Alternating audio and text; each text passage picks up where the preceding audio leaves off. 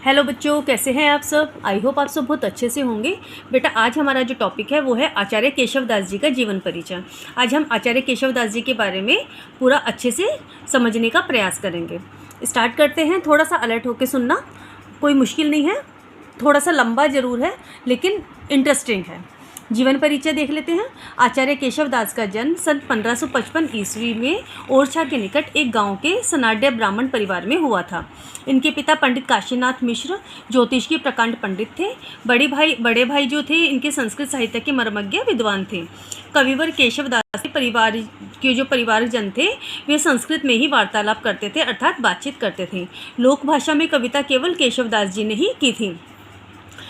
भाषा बोलन जानही जिनके कुल के दास, ते ही भाषा कविता करी जड़मति केशवदास।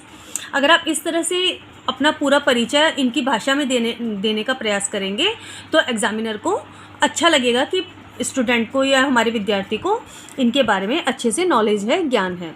इनके पूर्वज बहुत समय से राज पंडित रहते आए थे। वंश परंपरा के अनुसार केशव भी संस्कृत के महान पंडित हुए थे। वे ओरछा नरेश इंद्रजीत सिंह के राज पंडित थे, जिन्होंने इन्हें अपना गुरु मानकर 21 गांवों की जागीर दी थी। गुरु करी मान्यो इंद्रजीत, तनमन कृपा विचारी, ग्राम दये इक बीस तब, ताके पाए पखारी। केशवदास जी का जीवन राजसी ठाट बाट का था। वे स्वभाव से गंभीर तथा स्वाभिमानी थे। अपनी प्रशंसा के एक पद पर बीरबल ने उन्हें 6000 रुपये की हुंडियाँ न्यौछावर कर दी।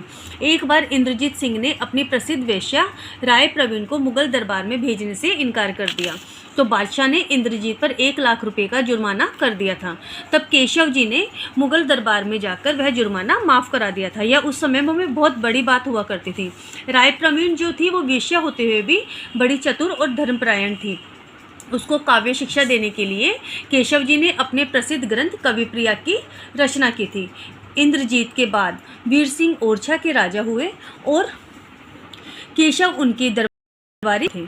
और केशवदास के जो है संतान के विषय में हमें कुछ भी ज्ञात नहीं है, किंतु इतना अवश्य है कि वे बड़े ही रसिक यानी कि बहुत ही रसिक का अर्थ होता है बेटा एक तरीके से रंगीन मिजाज वाले व्यक्ति थे। अब इनकी साहित्यिक कृतियाँ देख लेते हैं। केशवदास जी की 9 रचनाएं प्राप्त हैं। कविप्रिया, रसिक प्रिया, रतन बावनी, रामचंद्रिका, वीर सिंह देवचरित, जहांगीर जयचंद्रिका और विज्ञान गीता, नक्षिक और रस अलंकृत मंजरी। इन सभी में रामचंद्रिका सबसे अधिक महत्वपूर्ण है। केशवदास की काव्यगत विशेषताएं। केशवदास अलंकारवादी कवि थे।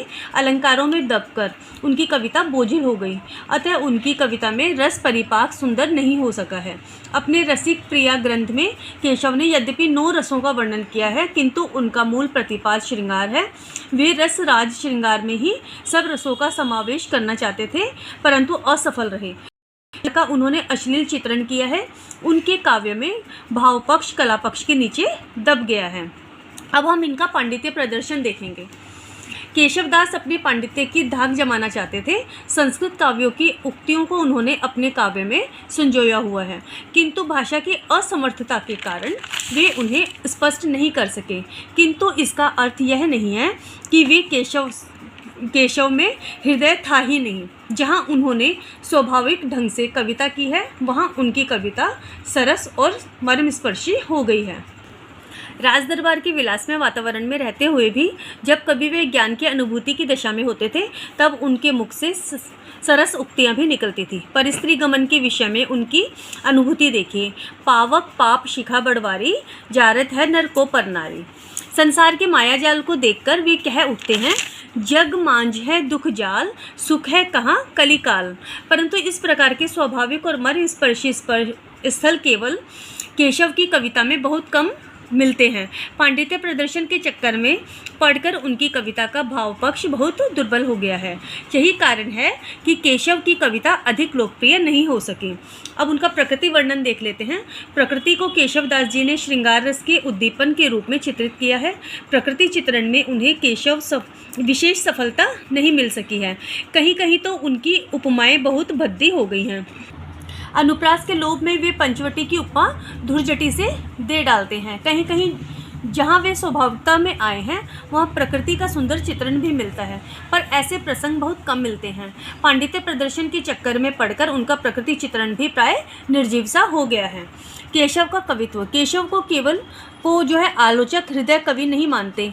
किसी ने तो उन्हें कठिन काव्य का प्रेत तक कह डाला है, परंतु ऐसा नहीं है। निम्नलिखित भाव व्यंजक पंक्तियों में केशव का कवित्व फूट पड़ता है। अब हम देखेंगे कि हनुमान जी के अंगूठी गिराने पर सीता जी क्या कह रही हैं, उन्होंने किस तरह से प्रदर्शित किया है, लिखा है। श्रीपुर में बन मध्य हो तू मग करी अनिति, कह मुंदरी इन तियनी की को करी है प्रतीति। वियोगिनी सीता का मार्मिक चित्र कितना सजीव एवं काव्यकला संपन्न है।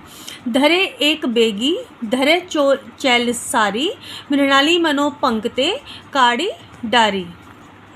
अब हम केशव की भाषा के बारे में देखते हैं।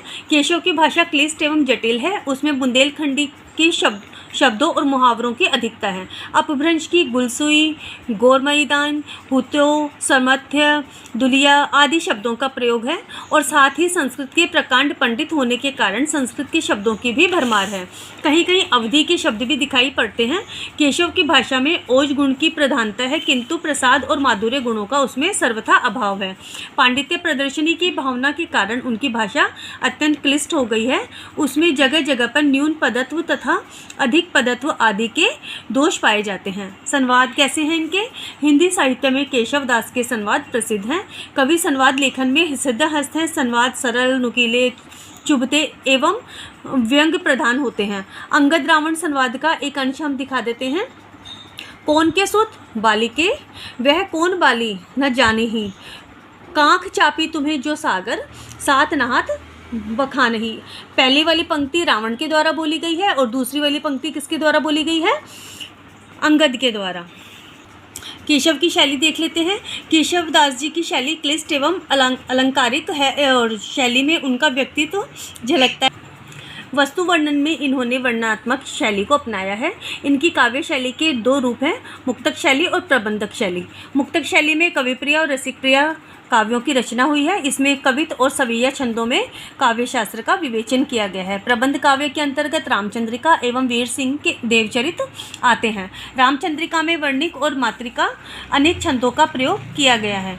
इसे छंदों का पिटारा अथवा गुच्छा कहा जा सकता है।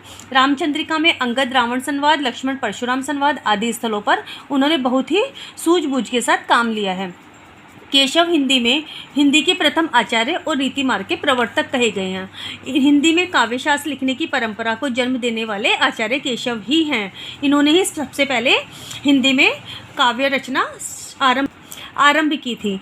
हिंदी की रीति काव्य परंपरा को जन्म देकर केशव ने एक युग प्रवर्तक का कार्य किया है। संस्कृत के पंडित, काव्य शास्त्र के ज्ञाता और राजगुरु होने के कारण सहज ही आचार्यत्व का गुण उनमें प्रतिष्ठित हो गया था।